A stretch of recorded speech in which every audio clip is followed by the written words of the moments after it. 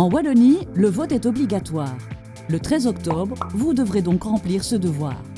Cependant, il est possible que vous ne puissiez pas vous rendre au bureau de vote ce jour-là. Dans certains cas, vous pouvez demander à un autre électeur d'aller voter en votre nom. Dans quel cas peut-on voter par procuration ?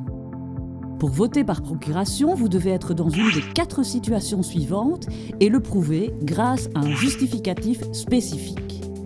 Première raison, vous êtes à l'étranger. Dans ce cas, vous disposez soit de votre titre de transport, d'une preuve de réservation valable, d'une attestation de l'organisation de voyage mentionnant votre identité ou, si vous ne disposez d'aucune de ces pièces, d'une déclaration écrite sur l'honneur attestée par votre bourgmestre.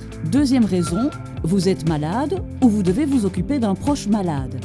Dans ce cas, un médecin vous délivre un certificat.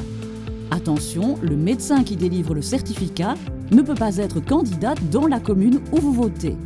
Troisième raison, vous êtes retenu par votre travail ou par vos études et vous disposez d'une attestation de votre employeur ou de votre établissement d'études. Si vous êtes indépendant, vous devez remplir une déclaration sur l'honneur et faire attester celle-ci par votre bourgmestre. Enfin, quatrième raison, vous êtes privé de liberté le 13 octobre et vous pouvez le prouver au moyen d'une attestation délivrée par l'établissement. Le formulaire de procuration. Pour donner valablement une procuration à un autre électeur, vous devez obligatoirement utiliser le formulaire disponible sur le portail élections de la Wallonie, électionslocales.wallonie.be, ou directement auprès de votre administration communale.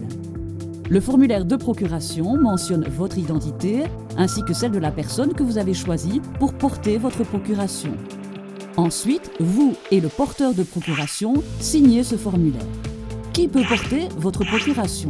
Vous ne pouvez remettre une procuration qu'à un seul autre électeur qui ne pourra porter qu'une seule procuration. Attention, un candidat aux élections ne peut porter la procuration que de son conjoint, de son cohabitant légal ou d'un proche parent.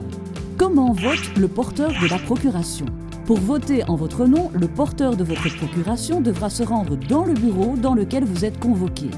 Pour recevoir le bulletin de vote, il remet au président du bureau sa carte d'identité et sa propre convocation, le formulaire de procuration dûment complété et votre justificatif d'absence.